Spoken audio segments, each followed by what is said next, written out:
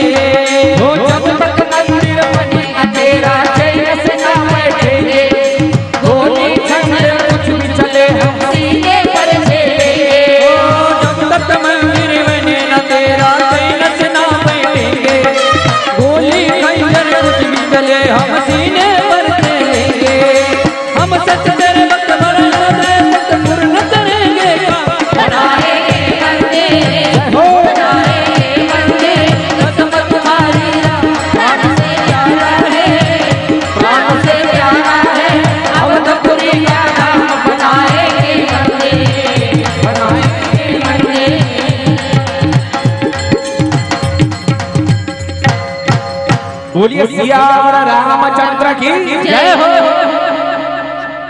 बस सर्वजण खाली बसा।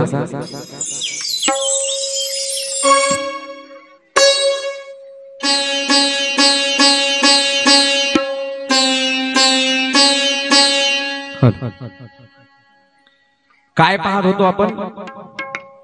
एका भक्तानं हनुमंताची प्रार्थना केली, तपस्या केली, तप केलं, बायको मागितली. हनुमंत म्हणले माझ्याकडं मीच स्वतः ब्रह्मचारी, तुला कुठून बायको देणार? रामाकडे जा. राम भगवंतानं त्याला बायको दिली. दर्शन घेण्यासाठी नव्या मंदिरामध्ये अयोध्येला गेला. तिथं भजन करून आता परत रेल्वे स्टेशनला आला. रेल्वे स्टेशनला एवढी गर्दी होती, त्या गर्दीमध्ये बायको चुकली. महाराज बायको चुकली. आता म्हणला रामानं बायको दिलेली आपल्याला त्याच्याच कृपेने मिळाली, परत जाऊन सांगाव.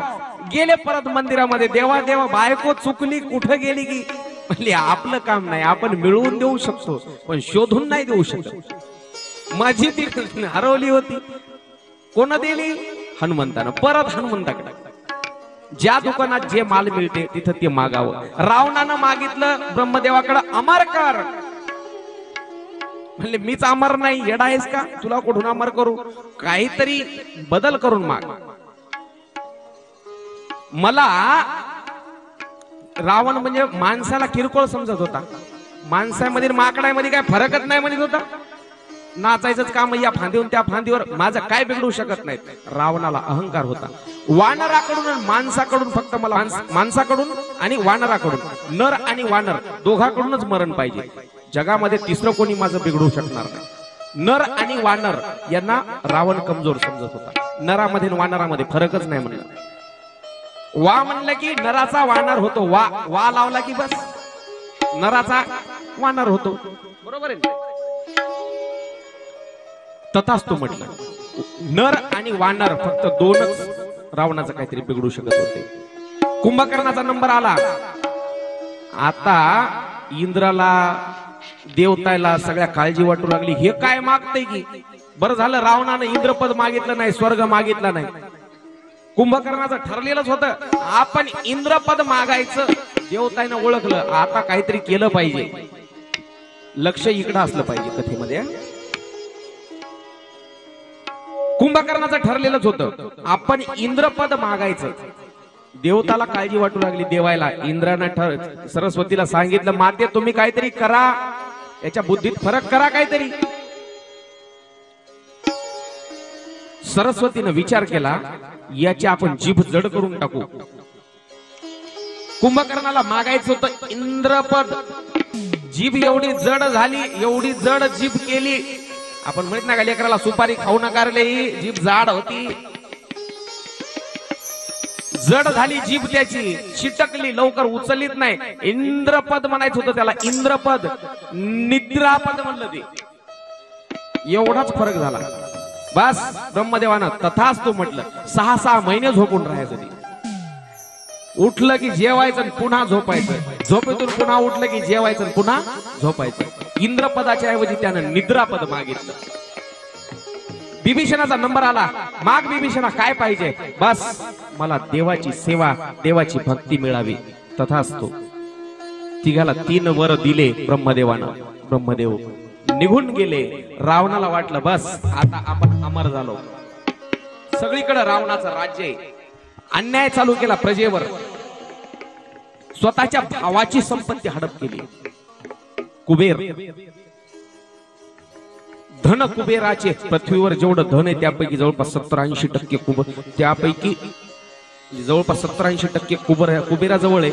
बाकीच्या पृथ्वीवरच्या धनाचा जो वाटा आहे तर फक्त 2%-3% म्हणतात. म्हणजे त्याच्याजवळ किती असेल एवढा विचार करा. कुबेराजवळ किती असेल? 70-80% धन त्याच्यापाशी आहे. आणि बाकीच्या 2-3% पृथ्वी येते. बाकीचं काही देवताजवळ आहे. असे धनाचे हिस्से आहेत. कुबेराची संपत्ती खजिना लुटला. त्याचं विमान पळवून आणलं. रावणाकडे जे विमान होतं की नाही, विमान ते कोणाचं होतं? कुबेराचंच होतं. बस नागकन्याचं अपहरण केलं. सगळीकडे अन्याय चालू केला. राक्षसी वृत्ती वाढली. शंकरजी सांगायले पार्वतीला काय केलं? साधू संताला त्रास द्यायचा म्हणजे तुम्हाला जर सप्ताह करायचा असेल ना, टॅक्स भरावा लागेल. टॅक्स पैसे द्या, सप्ताह करा. आता गेल्या वर्षी बऱ्याच जणांना पोलीस स्टेशनला पैसे दिले हो त्या पोलीसवाल्याला सप्ते करायसाठी. गाववाल्याने केस केल्या पोलीसवाल्यांना त्या कोरोनामध्ये. आणि मग काय, आता बी रावणाचंच राज्य आहे म्हणावं लागेल ना मग. उद्धवा अजब तुझे सरकार. कविता जुनीच आहे पण लागू होते आता. कारण राजा कोण आहे? उद्धवच आहे की हो. उद्धवा अजब तुझे सरकार. लहरी राजा प्रजा आंधळी. लहरी राजा प्रजा आंधळी. अधांतरी दरबार. अजब तुझे सरकार. उद्धवा अजब तुझे सरकार. उद्धवा अजब तुझे सरकार. उद्धवा अजब तुझे सरकार. उद्धवा अजब तुझे सरकार. लहरी राजा, प्रजा बी आपल्यासारखी आंधळी. सप्ते करायसाठी लोकांना केस झाल्या म्हणून पैसे देऊन सुटावं लागलं हो. रावणानं तेच चालू केलं. यज्ञ करायचा ना साधूंना, तुम्हाला ऋषी मुनींना, चला टॅक्स द्या, टॅक्स पैसे द्या. गेले एका दिवशी त्या रावणाचे सैनिक साधू संतांच्या आश्रमामध्ये. त्या ऋषीनं सांगितलं आमच्याकडे खायला महागाई लंगोटी घालून फिरायलो आम्ही, पैसे कुठून द्याल? खबरदार द्यावाच लागेल, तुमचा यज्ञ चालू आहे त्याचा टॅक्स द्या. म्हणजे आमच्याजवळ काही नाही. एक काम करा म्हणले, तो माठ आहे पाण्याचा, तो माठ रिकामा करा, आणा इकडं. माठ ठेवला समोर. सगळे साधू जमा झाले. स्वतःच्या शरीरातलं थोडं थोडं थोडं थोडं रक्त त्यांना काढून तो माठ भरला. जा तुमच्या राजाला रावणाला नेऊन द्या. टॅक्स दिला म्हणा, कर दिला म्हणा, हा देवाचं नाव घेण्याचा. आणि खबरदार हा माठ उघडून जर पाहिला रावणानं तात्काळ मरशील म्हणाव. शाप या साधूंचा. जिथं हा माठ ठेवशील नेऊन सालोसाल वर्षापर्यंत, हजारो वर्षापर्यंत तिथं पाऊस देखील पडणार नाही. साधूंचा रक्त इथे. माठ उचलला सैनिकानं, घाबरले सैनिक. चालते व्हा. साधूंनी आदेश दिला. रावणापुढे माठ नेऊन ठेवला. काय रे त्याच्यामध्ये? साधू संतांनी दिलेला टॅक्स आहे महाराज. उघडा. नाही नाही थांबा महाराज. उघडला तर जळून भस्म व्हाल जाग्यावर. मग त्यांनी असं सांगितलंय, हा माठ जिथं ठेवाल तिथं हजारो वर्षापर्यंत पाऊस देखील पडणार नाही. म्हणजे मग चांगलंच झालं. रावण म्हणतात ना ते एखाद्या काय झाड फुटलं तर सावली झाली, तसं असते काही माणसाचं. रावण म्हणला बरं झालं ना. म्हणजे महाराज बरं कसं झालं? जसा माठ आणलाय तसा ते उचला म्हणले. माझा एक दुश्मन आहे. कोण? जनक राजा. कथा व्यवस्थित आहे का? मस्त समजते. आणि उगाच इकडं तिकडं पाहत ऐकली तर मग काही समजत नाही. मग म्हणतात मजा आली नाही माझ्या कथेमध्ये. भावविभोर होऊन कथा ऐकायची. रावणानं सांगितलं माझा एक दुश्मन आहे जनक राजा, त्यानं माझा अपमान केला होता. त्या जनकाच्या राज्यामध्ये हा माठ न्या आणि पुरून टाका. मला त्याच्या राज्यामध्ये दुष्काळ पडायचा. बस सैनिकानं ते माठ उचलला आणि त्या जनकाच्या, जनक नावाचा राजा आहे, त्या जनकपुरामध्ये मिथिला नगरीच्या त्या क्षेत्रामध्ये, राज्यामध्ये तो माठ नेऊन पुरला. तर त्या माठाचं काय झालं हे लगेच सांगून टाकतो, म्हणजे ते सस्पेन्स राहत नाही. म्हणजे अजून उद्या जर सांगायचं म्हटलं की मग ते काल ते माठ काय नवीन आलेले लगेच विचारतात विद्यार्थी, काल काय शिकविल तरी सर ना, स्वतःचे विसरते दुसऱ्याचे मातीत घालतात. त्यासाठी आजच सांगून टाकतो. ते माठ जिथं पुरला, ब्राह्मणानं त्या साधू संतांना श्राप दिलेला होता, जिथं हा माठ ठेवला जाईल हजारो वर्षापर्यंत तिथं पाऊस पडणार नाही. दुष्काळ पडला सगळ्या जनकाच्या राज्यामध्ये आणि तो माठ तसाच तिथं राहिल्यामुळं जनकाला प्रश्न पडला, आता काय करायचं? काय करा, काय केलं म्हणजे राज्यामध्ये पाऊस पडेल? साधू संतांना विचारलं.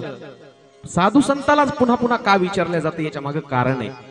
आपणही साधू संतालाच अडचण विचारली पाहिजे. आपण साधू संताकडे गेले की मग महाराज कसे लेकर बाळ, आपल्या घरला कीर्तनकार येऊ द्या, कोणी कथाकार येऊ द्या, गेलं की पहिला प्रश्न असते बरं आहे का, मग तुमच्याकडे पाऊस पाणी कसं आहे, हरभऱ्याचा उतार. सांसारिक गोष्टी नाही केल्या पाहिजे. प्रत्येक अडचणीतून सोडवतील तर ते साधू संत आहेत. बरोबर. आपण सांसारिक गोष्टी करतो. साधू संताजवळ गेलं की ते नाही. जनकानं साधू संतांचा परामर्श घेतला आणि विचारलं काय केलं म्हणजे राज्यात पाऊस पडेल. साधू संतांना सांगितलं यज्ञ करा, यज्ञ. आजही आपला जो चालू आहे तो यज्ञच आहे. काय? नाम जप यज्ञ. अखंड हरिनाम सप्ताह नाम जप यज्ञ. बरोबर आहे. यज्ञ करा. जागा निवडली, योगायोगानं तीच जागा निवडण्यात आली जिथं तो माठ पुरलेला होता, साधू संतांच्या रक्तानं भरलेला. तीच जागा निवडली. पद्धत अशी असते जिथं यज्ञ करायचा आहे तिथं स्वतः जो यज्ञाचा जो यजमान आहे त्या यजमानानं ती भूमी साफ केली पाहिजे, ती जागा साफ केली पाहिजे. आता आपल्या इथं साफ कार्यकर्त्याला साफ करा म्हणलं तर म्हणजे इस्त्रीचे कपडे खराब होतील, मी कारभार करणारा माणूस आहे, मी कशाला झाडून काढू? काय विनोद महाराज, झाडून कोण काढलं पाहिजे? जे स्वतः यजमान आहेत, कार्यक्रमाचे आयोजक आहेत. कुठे आहेत पप्पू भाऊ? स्वतः जनक राजानं नांगर हातात धरला. मी तुमचं सांगत नाही बरं का, तेव्हाच सांगायलो, आता माहित नाही मला. नाही केली म्हणतात, खूप मेहनत केली. जागा साफ करण्यासाठी 4 दिवस निघून गेले, कारण इथे एवढी जागा नव्हती. मागं मी इथं भजन केलं मंदिरात, तेव्हा एवढी जागा नव्हती इथं साफसूफ व्यवस्थित. खूप मेहनत केली आयोजका. सकाळीच मी म्हणलं सगळ्याच्या चरणावर व्यासपीठाकडून दंडवत. एवढ्या सुंदर कार्यक्रमाचं आयोजन केलं. आणि माणसानं आयुष्यामध्ये मंदिर बांधलं पाहिजे. मंदिर तुम्ही हनुमंतरायाचं मंदिर बांधलं, विशेष आहे. जो सगळ्या जगाचं, सगळ्या माणसाचं काम करतो तो देव असतो, आणि जो देवाचं काम करतो तो हनुमंत असतो. त्या हनुमंताचं तुम्ही मंदिर बांधलं आणि त्याच्यावर कळस चढवायचा कार्यक्रम हा आपला सत्ता आहे. म्हणून तुम्ही धन्य आहेत, तुमच्या कार्याला व्यासपीठाकडून दंडवत. जनक राजानं यज्ञ करायचं ठरवलं, जिथं माठ पुरलेला होता ती जागा निवडली, हातात नांगर धरला, नांगर धरून सोन्याचा त्याला फाळ बसवला आणि त्या नांगर हाणतायत जनक राजे. जिथं तो माठ पुरलेला होता तिथं खाली एक पेटी लागली, सोन्याची पेटी. त्यामध्ये एका रेशमी वस्त्रामध्ये एक मुलगी, एक बाळ, मुलगी, स्त्री जातीचं अर्भक त्यामध्ये त्या पेटीमध्ये होतं. त्यालाच पुढं नाव त्याच बाळाला सीता असं ठेवलं. तिला नाव कोण्या ब्राह्मणानं ठेवलेलं नाही, मायबापानं ठेवलेलं नाही, काही नाही. सीता का सीता म्हटल्या जाते? सीता नावामागं कारण आहे. नांगराला हिंदीमध्ये हल म्हणतात आणि त्या हलाच्या टोकाला म्हणजे फाळाच्या टोकाला सीत म्हणतात. फाळाला, नांगराचा जो फाळ असतो की नाही, आपण मराठीत नांगराचा फाळ म्हणतो, त्या फाळाला सीत म्हटल्या जाते. त्या फाळानं ती वर आली म्हणून सीतापासून निघाली म्हणून सीता. काल पाहिलं आपण पर्वतापासून पार्वती. भागवतात सांगितलं होतं मी, धुंदुलीचा मुलगा धुंदुकारी. तसं सीतापासून झाली म्हणून, सीतापासून निघाली म्हणून नांगराच्या फाळापासून तिचं नाव सीता. तिला दुसरं नाव आहे जानकी. जनकानं तिचा सांभाळ केला म्हणून जानकी. बरोबर आहे. आता मी असंच एकदा सांगितलं, एका जणांना मला शंका विचारली, होय महाराज मग रामाचा जन्म सांगितला नाही तुम्ही, सीतेचा सांगितला, मग सीता मोठी होती का? नवऱ्यापेक्षा बायको मोठी नसती. एक जण पटे आला, महाराज तसं बी नाही असती. म्हणलं उदाहरण कस काय म्हणाला तो? ऐश्वर्या राय मोठी आहे म्हणलं अभिषेक बच्चन पेक्षा. आता काय करावं, लोक कुठं काय सांगतील. खरंय बर का, पण सीता ही रामापेक्षा मोठी नाही. सीतेचं विवाहाच्या वेळी वय सांगितलेलं आहे मला वाटतं 9 वर्ष आणि रामाचं वय सांगितलेलं आहे 15 वर्ष. त्याच्यासाठी मी त्या माठाचं काय झालं हे उद्या सांगण्यापेक्षा आजच सांगितलेलं बरं, म्हणून हा विषय निघाला म्हणून सांगितलं. बस इथं सीतेचा जन्म या पद्धतीनं, म्हणजे हे अशीच कथा रामचरित मानसामध्ये तुलसीदासांनी अगोदरच सांगितलेली, म्हणून ती क्रमानं सांगणं मला देखील बंधनकारक आहे बरं का. पण सीता ही रामापेक्षा लहान आहे. लोक काय शंका सांगतील, काय सांगता येत नाही.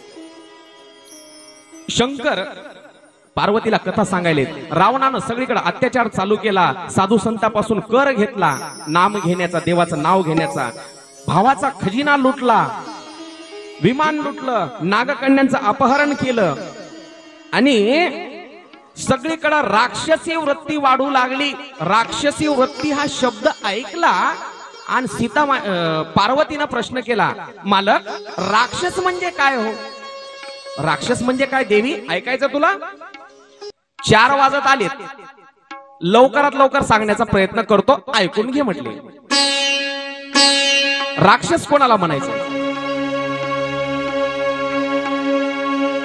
बाढ़े खल बहु चोर जुआरा, बाढ़े खल बहु चोर जुआरा, जो लंपट पर धन परदारा, माँ नहीं माँ तो पिता नहीं देवा, माँ नहीं माँ तो पिता नहीं देवा, साधुन संतार करी सेवा, साधुन संतार ना करी सेवा, श्री राम जय राम जय जय राम, श्री राम जय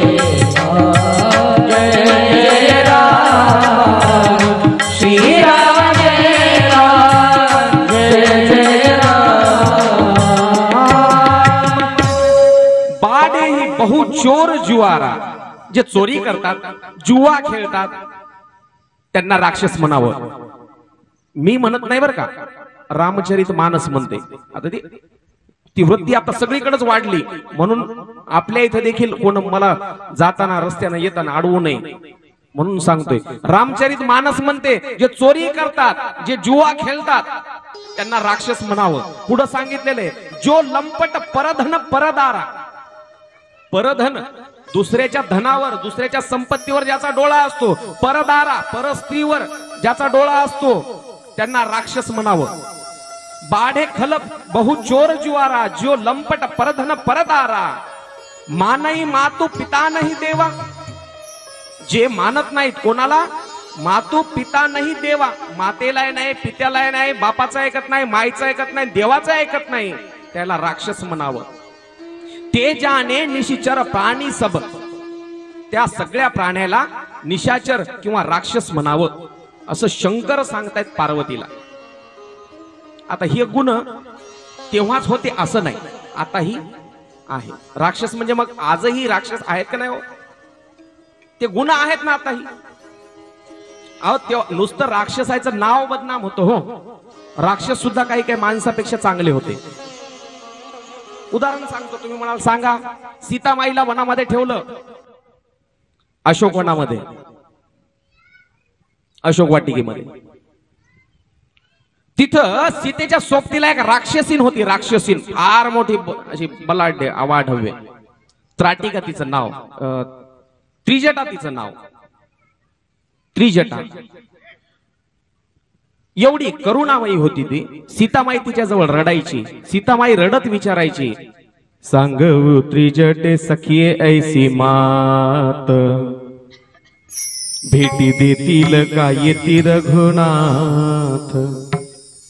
त्रिजटे मला सांग, राम येतील का, भेटी देतील का, नेतील का, मला काय इथंच मरावं लागेल. सीतामाई मन हलकं करायची त्या त्रिजटे जवळ. प्रल्हाद कुळ कोणतं, राक्षसाचं, पण भगवत भक्त. तेव्हाचे राक्षस चांगले होते. आता माणसं जनावराच्या पलीकडे गेले.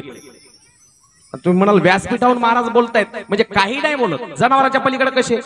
आता मी सांगितलं जे चोरी करतात ते राक्षस. आता चोरी कोण करतात, माणसं. पकडतात कोण, कुत्रे. पोलिसाजवळ कुत्रे असतात की नाही.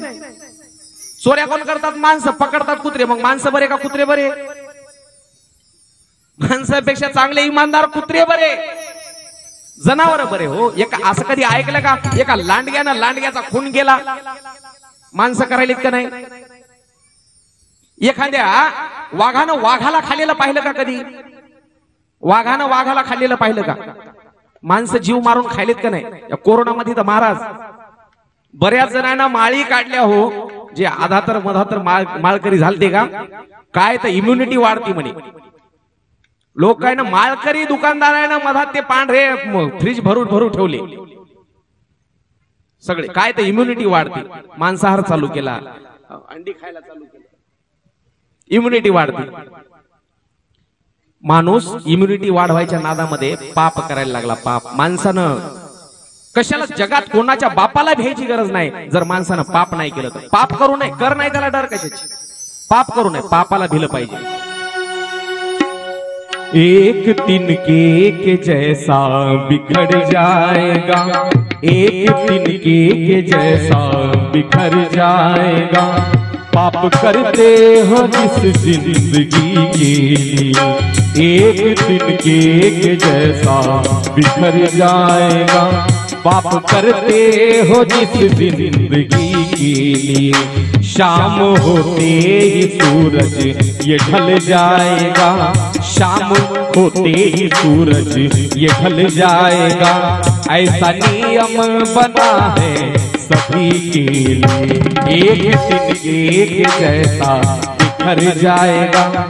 अरे या जिंदगीसाठी तुम्ही पाप करायले ना, जीवन कुठपर्यंत. तुम्ही जर समजा कोरोनामध्ये इम्युनिटी वाढवायसाठी अंडे खाल्ले, मांस खाल्ले, दारू पिली, कोरोना जाते, सर्दी जाते म्हणून लोक दारू प्यायला लागले हो, अमर होणार आहेत का?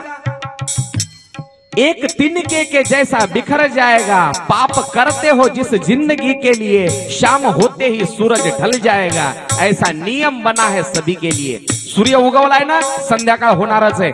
ज्या दिवशी माणूस जन्मणार ना, मरण निश्चित आहे. मग काय अंडे खाऊन, मांस खाऊन, दारू पिऊन त्याचं आयुष्य वाढवायले तुम्ही. हाँ, इतने दिन में तो इस मन को धो ना सका, अपने परमात्मा को तू पा ना सका, अपने परमात्मा का तो पा ना सका। भक्ति काले तू सावन गुरु के अभी, भक्ति काले तू सावन गुरु से अभी, मन में पहले हुए गंदगी के लिए एक दिन के जैसा बिखर जाएगा। पाप करते हो इस जिंदगी के लिए, शाम होते ही सूरज ये ढल जाएगा। ऐसा नियम बना है सभी के लिए, एक दिन के जैसा बिखर जाएगा। माणसाचं आयुष्य, माणूस ज्या दिवशी जन्मला त्या दिवशी मरण निश्चित आहे। बस मनाची समाधानी आहे। बीपी वाढला, शुगर वाढला, या दवाखान्यात जाय, बाळापूरला जाय, नांदेडला जाय, औरंगाबादला जाय, बस शरीर जायाचे ठेवणे। किती लपून बसा हो। जिंदगी एक किराए का घर है, एक न एक दिन बदलना पड़ेगा। मौत जब तुझको आवाज देगी, मौत जब तुझको आवाज देगी, तुझको काम करना पड़ेगा। मौत जब तुझको आवाज देगी, घर से बाहर निकलना पड़ेगा, घर से बाहर निकलना पड़ेगा, बाहर निकलना पड़ेगा। सुंदर गीत आहे हे। आपण आता कथेमध्ये शेवटला आरतीला पाहणार आहे। बस आपण आता 4:15 वाजलेत। आज आपण कथेचा विश्राम इथं ठेवू। आपला उद्या सकाळी राम जन्माची कथा ऐकायची। उद्या सकाळी सुंदर असं श्रावण बाळ चरित्र ऐकायचं थोड्या वेळा, आणि नंतर मग राम जन्माची कथा ऐकायची। 4:15 वाजलेले आणि बस सर्व आरतीचे यजमान आरतीसाठी पुढे यायचंय। आजची कथा या ठिकाणी विश्राम घेते। 4:15 वाजलेले आणि काल उशिरा सुरुवात झाल्यामुळे काल उशिरापर्यंत चालली। आजही 15-20 मिनिटं उशीर झालताच। आता ही कथा थोडीशी 15-20 मिनिटं पुढे चाललेलीच आहे। आता सर्वांनी जागेवर उभं राहायचंय, एका भजनाचा आनंद घ्यायचा आहे आणि उद्या सकाळी ठीक कथा, उद्या दुपारी 1 ते 4 या वेळेमध्ये कथा होईल। चला सर्वांनी जागेवर उठून उभं राहायचंय, एक भजन होईल। सर्वांनी जागेवर उठून उभं राहायचंय, टाळी वाजवायची आहे। ज्यांना पावली खेळायची ते मोकळ्या जागेत पावली खेळू शकता, ज्यांना काहीच हलायचंही नाही ते थोडंसं